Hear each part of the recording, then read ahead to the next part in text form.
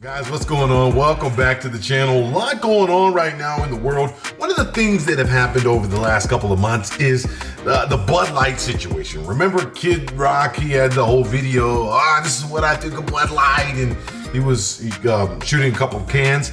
So apparently CNN went into Kid Rock's bar to buy Bud Light, and we're gonna find out exactly what happened after that right now in this video. Don't forget to like, don't forget to subscribe. Let's jump into this thing and then let's talk about it.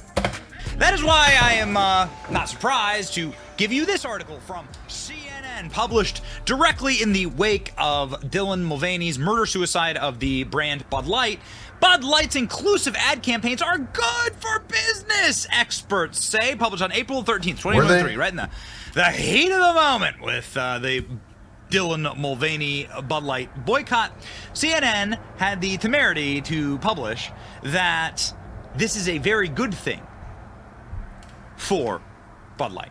The phrase "go woke, go broke," employed by some conservatives on social media, suggests that brands which employ inclusive campaigns are angering a significant portion of their consumers. The material drops. But experts say that inclusive campaigns are in fact often lucrative. Really? Okay, how'd that working out for you? Tale of two maps: how Anheuser-Busch and Bud Light lost their crown as the king of beer's $20 billion Dylan Mulvaney debacle. Here you can see popular beers in America in the month of April, before the Dylan Mulvaney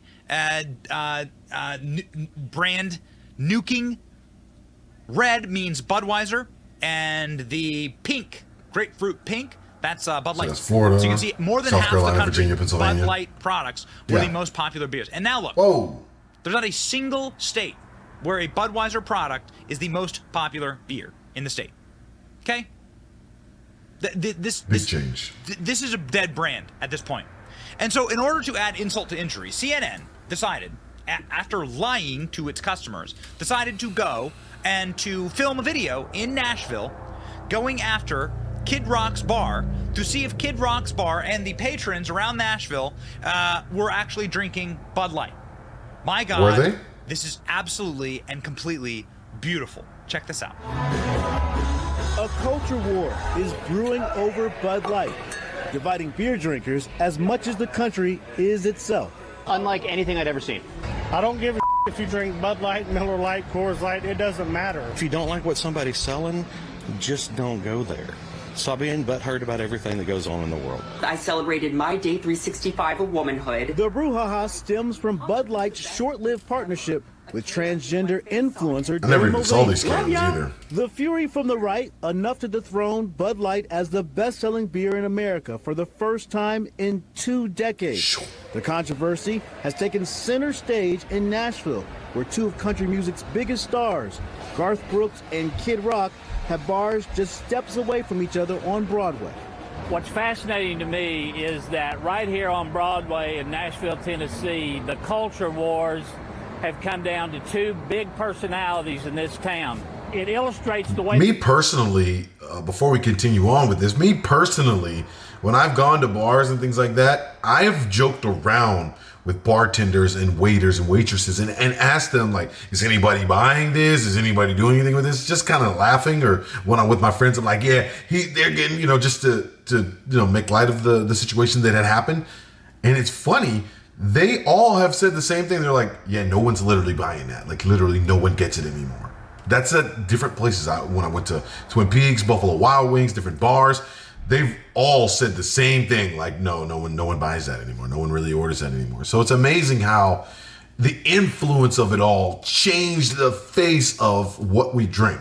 I'm not saying that Bud Light was really that great of beer in the first place, because it was, kind of watered down anyway. But what I'm saying is it's amazing how it all changed. Let's keep on going, because I'm curious to figure out exactly what they're going to say on this article about what's happened in the Kid Rock bar and what happened in Garth Brooks's bar, and exactly what CNN, what their article was about when it came to this. Right here on Broadway in Nashville, Tennessee, the culture wars have come down to two big personalities in this town. It illustrates the way the whole country is responding to the transgender acceptance. Garth Brooks says he plans to carry the beer at his yet-to-open bar. I'm a bar owner now. Are we going to have the most popular beers in the thing? Yes. I get it. Everybody's got their opinions, but inclusiveness is always going to be me. A block down Broadway, Kid Rock made his feelings known when he posted this video shooting up cases of Bud Light. Despite the online bravado and talk of a boycott, Bud Light was available when CNN stopped in recently. It is not clear if the ban had been lifted or if there ever had been one to begin with. Nashville marketing executive Bill Fletcher says the whole country seems to be engaging in the same heated conversation. With Kid Rock, you have this dark, angry, finger-pointing, shooting a gun at a Bud Light can. And Garth Brooks is hey, I love everybody, and openness and acceptance. And I think it's what you've seen in the country, going back to African Americans, to gay people. Well, now it's transgender. Here on Broadway, where fans from all around the world come to maybe listen to some music and drink some beer, this Bud Light controversy has left a bad taste in a lot of fans' mouths. It's quite simple. People just don't want it shoved down their throat. No Bud Light. Because it's like, I have grandchildren. We don't need to put that in the young kids' heads. In Chicago, at Two Bears Tavern, a bar that caters to mostly gay patrons, they also feel strongly about not serving Bud Light anymore. But for the opposite reason. They believe the brand left Dylan Mulvaney alone on an island to face a mountain of hate. To be a true ally means that you don't push us behind the scenes and say, well, I'm going to give you some money, but I really don't want you to be front and center or public. But in some Nashville bars, the backlash against Bud Light was hardly felt. We had one guy who said, I refuse to drink that anymore. One guy.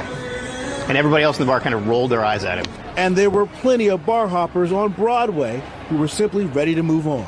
Let's move on and hell, let's party. We're in Nashville, damn it. Are you not bothered at all by this Bud Light controversy? You're like, nah? No, not at all. I don't give a what they do. I love her.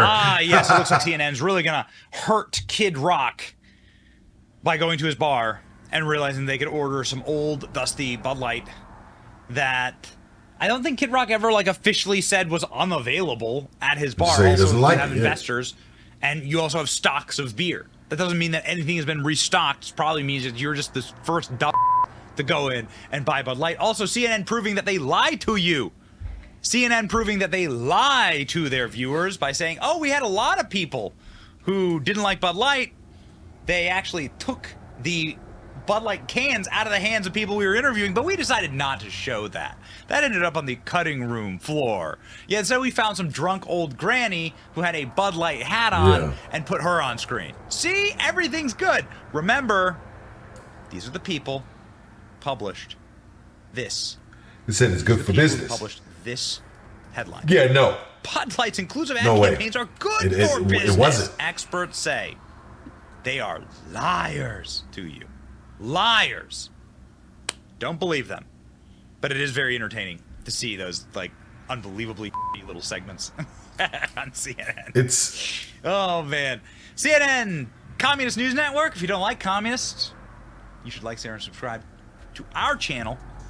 That's how we defeat CNN, and it's how That's so interesting that they even took the time out to do that. I don't know when they did, but it's not that people are boycotting directly. I don't think people ever boycotted directly. I think it's just like, okay, I'm not going to drink it. I'm just not going to. And like I said, I never drank it anyway. I never ordered it at a bar anyway, except for back in college because it was the cheapest thing you could get. All those beers like that, all of the domestic beers, it was the cheapest you could get. So that's why I was drinking it a long time ago. Would I go out my way and buy it now? No. Actually, I went to an event. This was 2 months ago. I went to an event and they had it and they didn't sell any of it. They even gave it to me because it wasn't a bar. It was just an event where they had extra beer and they had a bunch of it left. They had cases. They said, nobody even bought it. You can have it. So that's the last time I was drinking it because I got it for free.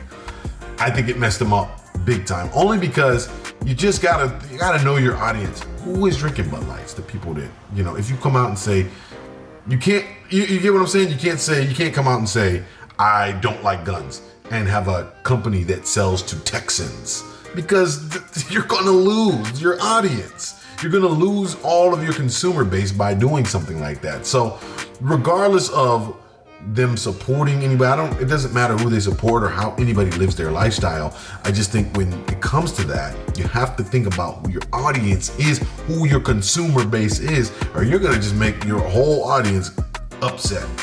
So I think brands have to think about that. I don't think it was a good idea. It gave them a lot of exposure in the wrong direction because it's a product that people would directly buy, and now they're not. Guys, I want to know what you think about this one in the comments. Let's have a conversation about it, and I will see you in the next one right here in just a minute.